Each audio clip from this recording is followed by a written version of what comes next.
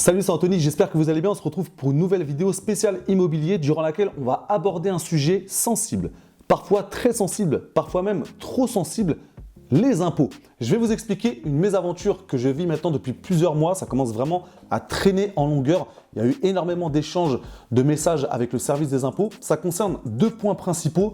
Premièrement, la taxe d'habitation et deuxièmement, une taxe dont on entend un peu moins parler, la taxe sur les logements vacants. L'objectif de cette vidéo est de vous montrer à la fois une réalité un petit peu plus nuancée de l'investissement immobilier parce qu'on a l'impression que tout est beau, tout est rose, tout fonctionne correctement. On nous présente ça comme la chose la plus sexy du monde.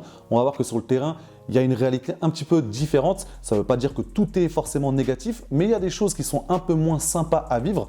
Et également vous donner certains outils supplémentaires parce que c'est vrai que lorsqu'on démarre une carrière d'investisseur immobilier, il y a tellement d'éléments à prendre en compte, il y a tellement de connaissances à acquérir, il y a tellement de points sur lesquels être vigilant que malheureusement, ça peut arriver parfois d'être un petit peu négligent sur certains points, parfois même inconsciemment.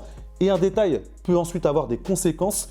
C'est vraiment tout ce qu'on va voir aujourd'hui en ce qui concerne les impôts. Ce n'est que mon expérience personnelle, mais je pense que vous avez soit vécu la même chose, soit vous connaissez quelqu'un qui a vécu la même chose.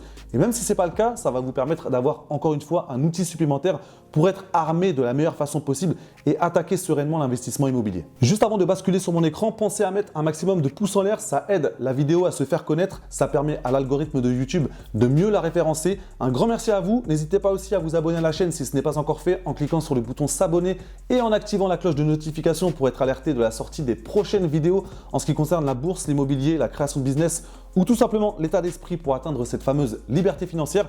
Merci à vous et on bascule tout de suite sur mon écran. Nous voici donc sur le site du service public avec ici un texte concernant cette fameuse taxe sur les logements vacants dont on n'entend pas forcément beaucoup parler.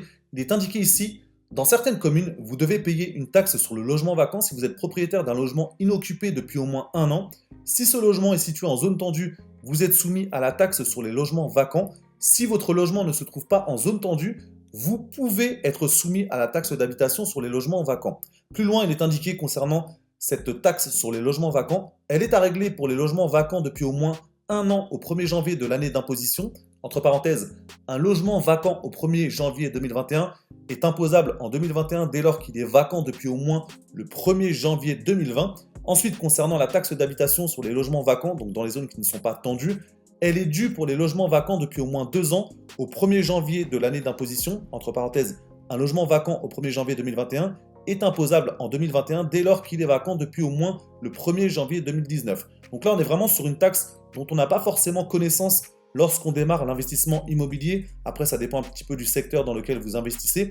Moi, je sais qu'à titre personnel, je suis dans une zone tendue. Je n'avais pas connaissance de cette taxe. Après, j'ai dû renvoyer des informations au service des impôts. Donc vraiment, si c'est votre cas, soyez proactifs.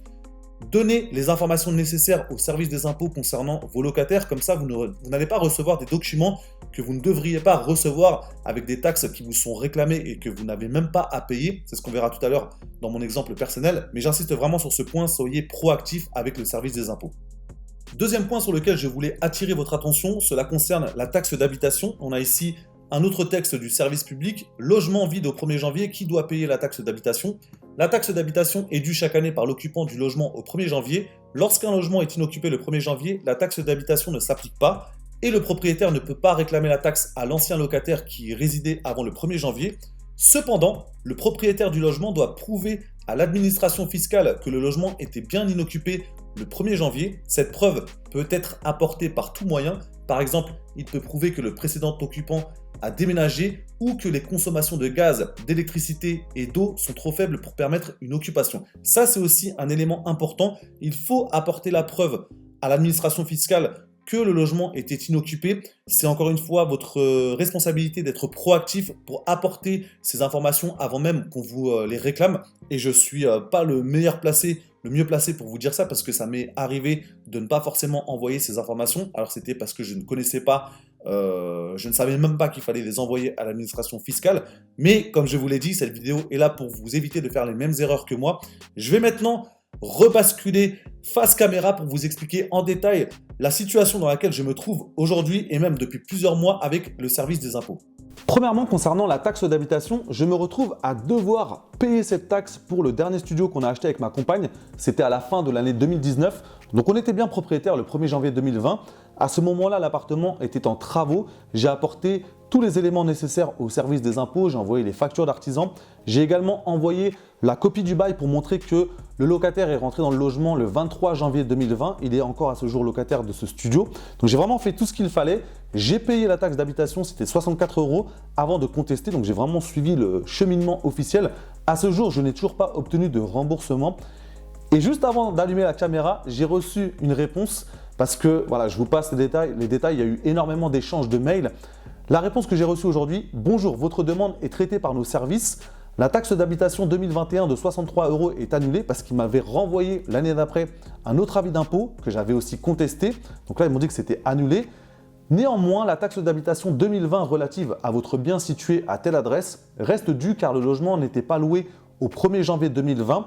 La taxe est due pour tout logement dont vous avez la disposition au 1er janvier de l'année d'imposition. Donc là, il va encore falloir que je réponde, que j'explique à nouveau que l'appartement était en travaux à ce moment-là, que le locataire est arrivé dès la fin des travaux. Donc à ce moment-là, je ne pouvais pas le louer tant qu'il y avait des artisans en travaux dans l'appartement. Donc c'est vraiment pour vous expliquer aussi à quel point, et je pense que vous avez aussi vécu ça si vous investissez dans l'immobilier, à quel point il y a des choses qui pourraient être quand même beaucoup plus simples. Parce que là, je vous ai vraiment passé les détails, mais il y a eu beaucoup d'échanges de messages avec des personnes différentes qui me répondent à chaque fois. Donc après, on peut se poser la question de savoir pourquoi les dossiers ne sont pas suivis, pourquoi on nous redemande parfois des informations qu'on a déjà données par le passé. Donc ça, c'est vrai que si c'était plus simple, ça ferait quand même du bien parce que certes, il y a énormément de choses à prendre en compte. Certes, parfois, c'est de notre faute parce qu'il y a tellement de détails à prendre en compte que parfois, on a oublié certaines choses. Donc après, on rectifie, mais on voit que ça traîne en longueur. Donc vraiment, soyez le plus proactif possible. Envoyez le maximum d'éléments pour éviter d'avoir ce genre de désagrément. Concernant cette taxe d'habitation, j'avais également reçu un avis d'impôt pour 2021, alors qu'ils étaient déjà au courant de qui était locataire de mon appartement. Ils avaient l'identité, ils m'avaient envoyé un message pour me confirmer qu'ils avaient bien pris en compte les éléments envoyés. Donc ils m'ont dit c'est bien cette personne qui habite cet appartement et qui sera donc redevable de la taxe d'habitation pour 2021. Et pourtant, quelques temps après, je reçois l'avis d'impôt concernant cette taxe, donc 63 €. Je n'ai pas payé, j'ai eu une lettre de relance avec 10% de majoration, donc 63 plus 6, 69 €. Heureusement, dans le message de tout à l'heure, on m'annule cet avis d'impôt. Mais c'est vrai que c'est quand même compliqué de recevoir ce genre de lettre alors qu'on sait qu'on a fait tout ce qu'il fallait. Deuxièmement, concernant la taxe sur les logements vacants, j'ai reçu un autre avis, et là c'est aussi une lettre de relance parce que je n'ai pas payé, 380 € concernant cette taxe sur les logements vacants. Ensuite, 10% de majoration, donc 38, donc ça fait 418 € qu'on vient de m'annuler également dans le même message que je vous ai lu tout à l'heure. C'est aussi marqué la taxe sur les logements vacants de 380 € est annulée.